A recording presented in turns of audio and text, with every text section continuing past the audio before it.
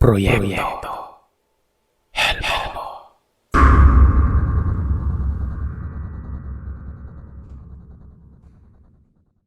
Mapagpalang araw sa inyo, Sir Seth. Tawagin niyo na lamang po ako sa pangalang Robert. 23 anyos. Siyempre, kagaya ng iba, listeners niyo rin po ako. Nakikinig din ako sa ibang channel. Bali, ito ay patungkol sa probinsya ng Capiz. Bukod sa inyo, marami na akong naririnig sa ibang channel na kwento patungkol dito.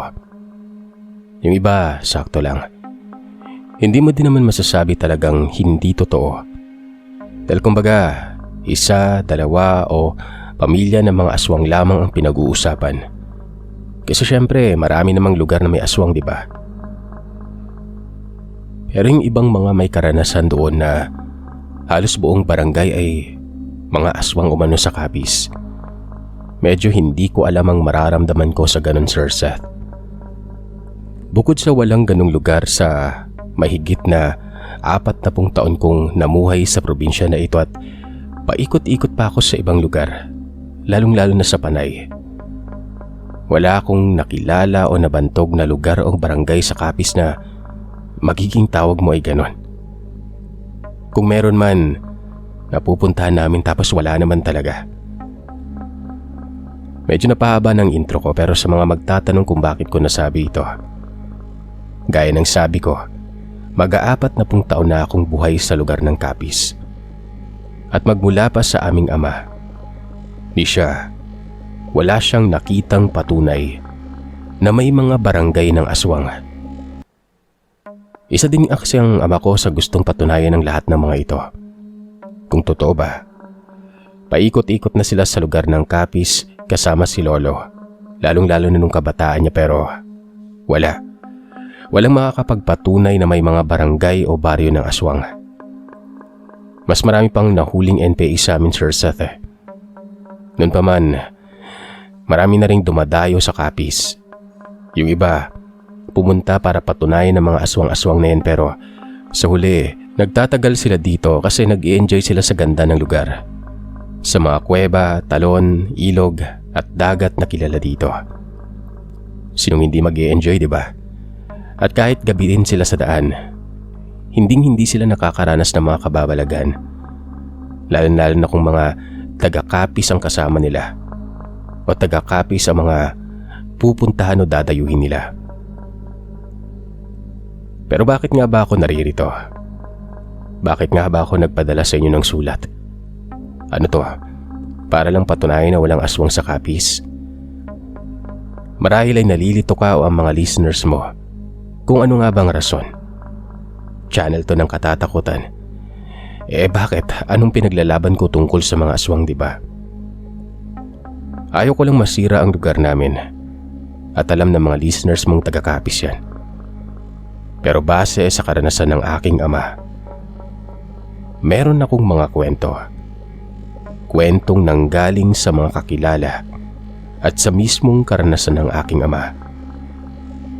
Ang mga kwentong ibabahagi ko ay katulad ng mga koneksyon ni Teniente Gimo at Maria Labo sa lugar ng Capiz at kung bakit nagkaroon ng malawakang kwento patungkol sa lugar namin. Kahit na itong dalawa naman na ito ay hindi naman tagaron. Ito ang point of view ng aking paparigor na nangyari sa pagitan ng dekada 70 hanggang 90. Isa ang Capiz sa lugar ng Visayas kung saan patok na ang pangangalakal at komersyo noon pa man, lalong-lalo na sa lugar ng Rojas. Nang ibig sabihin ay samot-saring mga tao na hindi taga-isla ng Capiz ang paroon at parito sa probinsya namin para sa ganitong uri ng kalakalan. Sa mga ibang listeners, alam niyo na siguro ang kinalaman nito sa mga aswang. At sa mga hindi, malalaman niyo rin. Noong dekada 50 at 60, wala akong masyadong naalala ng mga kwentong kumakalat sa lugar namin sa Capiz. Partikular na sa Tapas, Panitan at Rojas, kung saan ako madalas naroroon noong kabataan ko. Sabi nila, galing umano ang mga ganitong uri ng nilalang sa ibang isla o sa kabilang dayo. Hanggang sa unti-unti nang umusbong na may mga inatake dito sa ganitong barangay, sa ganitong baryo. May mga nabibiktima na. Meron pang nanlalason Kasabay ito ng pagbukas palalo ng komersyo sa lugar namin. May kung ano-ano ng balitang ganito. Magmula ng paunti-unting dumami ang mga dayong nakikisalamuha sa amin. Unang karanasan. Galing kami noon sa isang bayan na malapit sa daungan ng mga kalakal.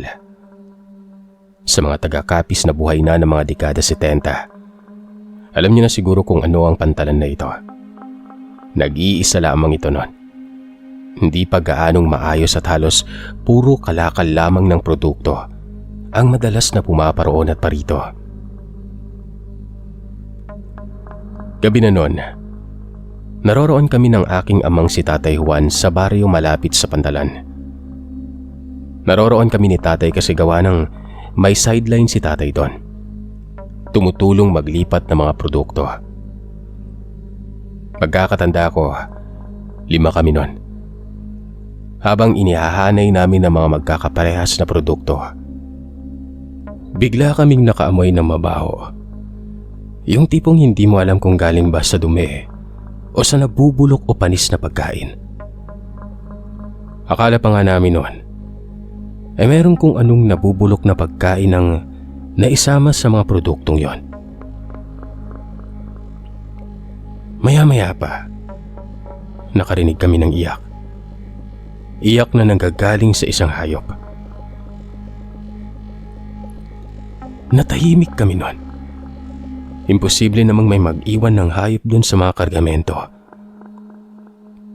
Hinanap namin ito, pero hindi namin makita sa kahit saang parte ng mga nakapatong na mga gamit. Inikot namin ang paligid hanggang sa hindi kalayuan. Meron kaming nakita na isang pain o lambat at mga pulupot ng nagkakagulong kadena. Mahaba ang lambat na ito na nakalaylay at yung lambat ay medyo ilang metro ang layo mula sa may mga nakapatong na mga kargamento. Pero yung pinakadulo nito ay tila naipit sa mga mabibigat na mga barilyes. Yung tipong hindi mo na mahahatak o mahihila pa ng malayo yung net na yon. Pero sa dulo, sa loob ng net, naroroon ito, nakahiga. Nawala ang iyak na parang pinipilit nitong pigilan ng sarili. Na ayaw magpakita pero huli na ang lahat nun. Gawa ng pansin na pansin namin siya. Rigor, saan kayong nanay niyang batang kalabaw na yan?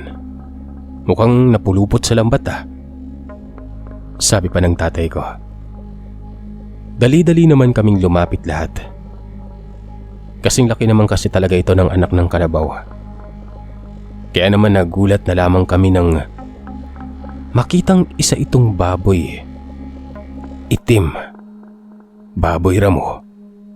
Siguradong ganun na ganun ang itsura nun. Nagreact ang lahat, sir, sa gawa ng napakalaki naman kasi talaga. Hindi mo rin masasabing alaga ito ng kung sino kasi uso na noon yung may mga tatak o gupit sa tenga para masabing alaga mo Pero saan ito nanggaling? Bakit nagpupumiglas? Paano ito nakapasok doon sa lubid at sa may lambat na kahit siguro tao ay hindi makakaalis sa paraan ng pagkakapasok niya doon? At isa pa, siya ang nangangamoy mabaho. Mukhang walang may-ari yung baboy na to Pag pinakawalan natin to baka hindi natin kaya pag tumakbo. Sabi pa ng isa sa mga kasama ng aking ama. Kumbaga, para sa amin nun, Jackpot ito. Kung paghahatian nga naman namin yun ay malamang sa malamang, tiba-tiba kami. Hindi biro ang magkaroon ng karne ng baboy noong mga panahon na yon. Lalo na kung baboy ramo. Bali nakapag-desisyon kami na huwag alisin sa net ang baboy ramo. Pero itatali namin ang mga paa nito, gawa ng baka makawala pa. Kumuha sila ng lubid. Nahirapan silang gapusin gawa ng nagwawala talaga ito. Paikot-ikot na akala mo ay malaking kalabaw ang kalaban namin sa lakas nito. Sige, magwala ka. Katay ka sa amin mamaya. Bali ang gagawin namin noon, hihintayin namin muna kung merong maghahanap nito sa kinabukasan. Pero kung wala naman, iuwi namin ito sa bahay ng isa sa katrabaho namin at doon kakatayin at paghahatian. Habang nakapatong na kaming lahat sa nilalang, yung isa sa mga katrabaho namin na siyang may hawak ng lubid at magtatali sa mga paa ng baboy, bigla na lamang napasigaw. Napatalon palayo. Anong nangyari? Tanong namin. Nakita namin yung paa nito na merong dugo nun. Ayon sa kanya, nung luluhod na sana siya sa bandang balikat ng baboy para simulang gapusin o itali ang paa niya, bigla na lamang siyang nakaramdam ng para bang kinapitan siya ng paa ng baboy na yon.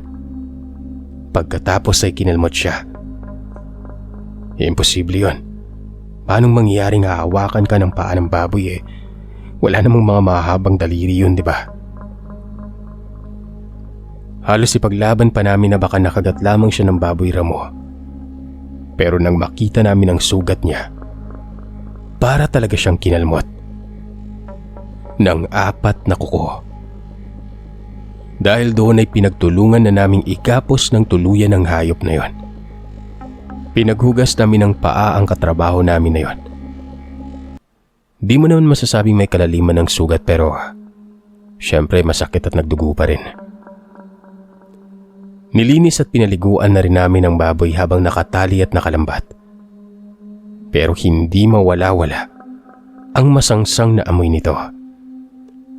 At gaya nga din ng karanasan ng iba, para bang may makapal at malapot na langis na hindi magawang maalis sa katawan niya. Kahit anong kuskus pa namin. Pabiro pa nga naming sinabi na baka naligo sa grasa. Hinayaan na lamang namin ito. Nagpatuloy kami sa paggawa. Inabot kami ng mga siguro 2:00 na madaling araw noon. Pagkatapos may ayos ang lahat, nagdesisyon na kaming magpahinga.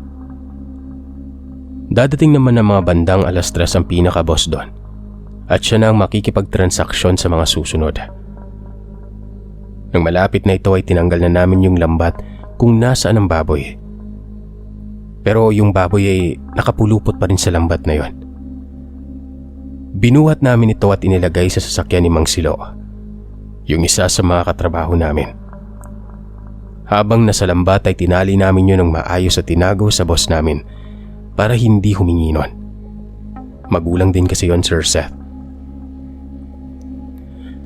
Pagkatapos ng shift namin ay kanya-kanya na kaming angkasan sa may owner at mabilisan na kaming bumiyahe papunta sa may bahay ni Manong Tonyo, ang pinakamalapit na bahay kung saan namin kakatayin ng baboy na yon.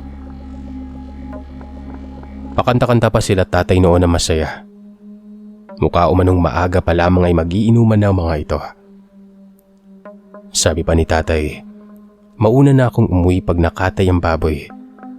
Magdadala ako ng parte ko o parte namin nun at sabihin na lamang kay nanay na hahapunin siya sa pag-uwi. Gawa ng iinom nga sila doon. Pero ang plano na yon, hindi na nangyari. Bakit? Ganito. Habang nasa gitna ng kalsada, siguro dahil sa lumuwag na rin ang pagkakahuli nito sa lambat, bigla na lamang nagwala ang baboy na yon. Nagulat kaming nakaangkas sa likod ng owner. Lalo na nang magsimulang bumangon ang dapat ay nakataling baboy ramo. Nagsigawan ng akapin mo, yakapin natin, pero bago pa man kami tuluyang makariak, huli na ang lahat. At hindi namin inaasahan ang mga sumunod na nangyari noon.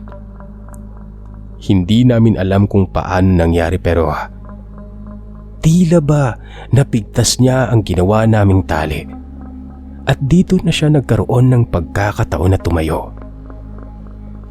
Napamura pa sila tatay noon at rinig ko kung paano isigaw ni tatay ang katagang, "Baboy ba talaga to?" Na hindi na kailangang sagutin pa. Sa kadahilanang sa pagtayo ng nilalang na ito, gamit ang kanyang dalawang paa sa likuran, tumambad sa amin ang isang lalaking payat na payat. May edad na. Nagwawala ito na tinutuluyang alisin sa katawan niya ang lambat na nakapalibot sa kanya noon. Sumisigaw na kami kay Manong Silo na itigil ang sasakyan. Pero nang makita niya ang nangyayari, lalo na ang kaanyuan ng matanda na tila makapal pa ang balahibo sa likuran at mahahaba ang daliri noon at kuko nito, ay halos gumewang-gewang ang sasakyan sa kalsada. Napakapit kami na parang titilapon. Pero ang matandang ito ay ngumangawa, nagmamakaawa, walang saplot. Pababain na umano siya. "Sino ka? Anong ginawa mo sa baboy na nakuha namin?" Hindi sumagot ang matandang to sa tanong nila. Pero napahinto ng pagmamaneho si Mang Silo at tinulungang makaalis ang matanda sa may lambat. Meron pang natitirang tali sa paa nito na lumuwag lamang para makatayo, pero hindi tuluyang natanggal.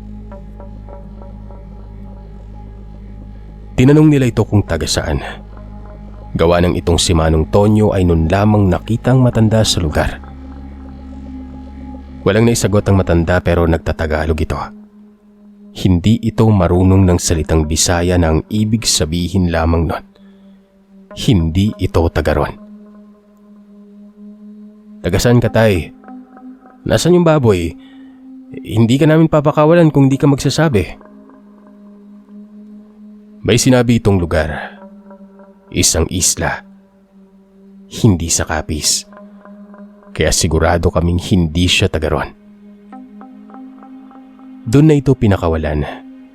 Gawa ng malay ba naman namin sa totoong itsura ng aswang, di ba? Pero weirdo talagang itsura niya. Kung sa panahon ngayon ng mga gadgets para siyang demonyo. Nung tuluyan na itong makawala sa lambat at sa pagkakatali ay hawakan pa sana ito ni Manong Tonyo.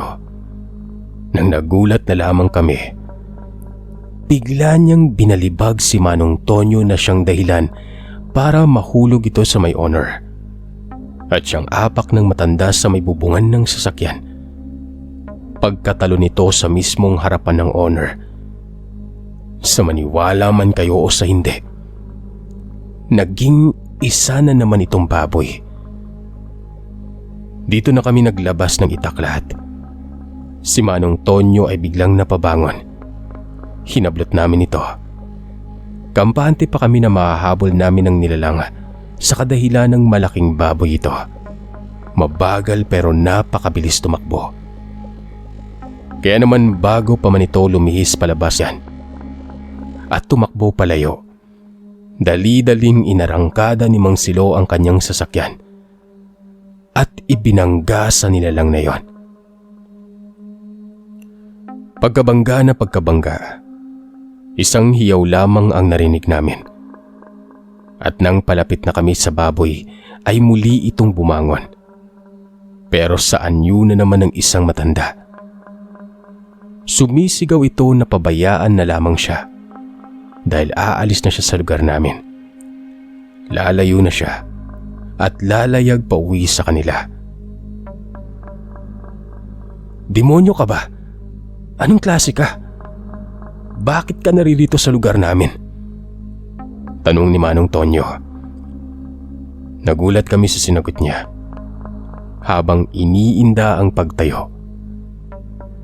Ayon sa kanya, naroroon umano siya dahil sa naghahanap siya ng mga buhay na manok. Hindi para nakawin at ibenta, kundi para kainin ng buhay. Wala umano kaming dapat ikatakot dahil naroroon lamang siya para mangaso. Pangangaso ang tawag niya sa ginagawa niya. At ayon naman kay Manong Tonyo, kaya pala ilang araw nang maraming nawawalan ng alagang manok ng mga barangay na nakatira sa pier. Ultimong ang mga nag-aangkat na mga manok noong mga panahon na yon. Minsan ay nasasalisihan ng 1 o 2 kulungan.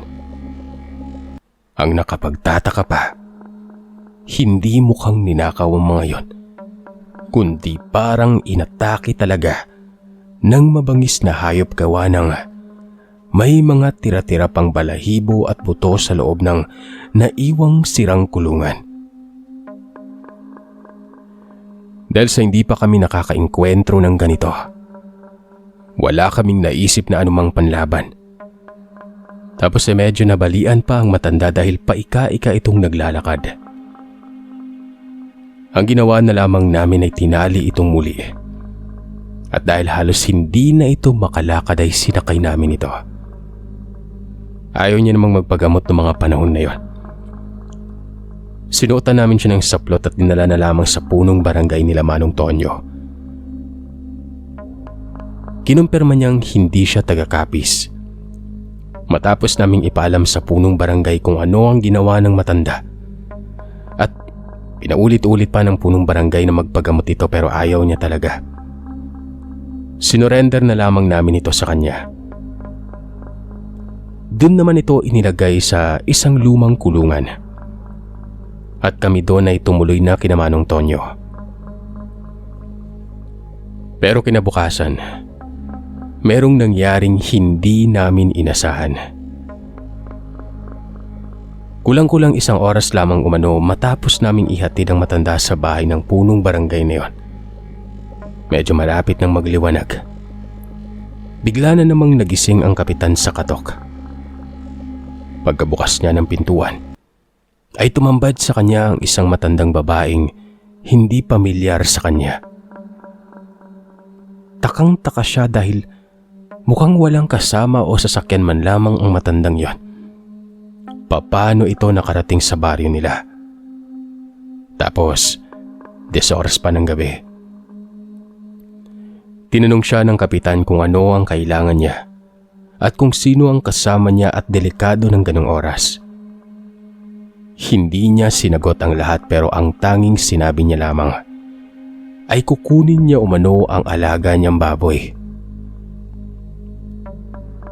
Ano nay? Nasaan yung baboy niyo? Ninakawan ho ba kayo tsaka tagasan kayo? Taga-kabilang baryo pa umano siya at ang hinahanap niya umanong baboy ay nasa kulungan ng kapitan. Dali-dali namang pumunta ang kapitan doon sa kulungan. At sa maniwala man kayo o sa hindi, maski ang kapitan ay takang-taka. Wala na ang matanda doon. Pero ang natitira na lamang ay ang kapirasong kasuotan na dapat ay suot ng matandang yon. At isang malaking baboy. Pinanduduro umano ng matanda na yun ang baboy niya.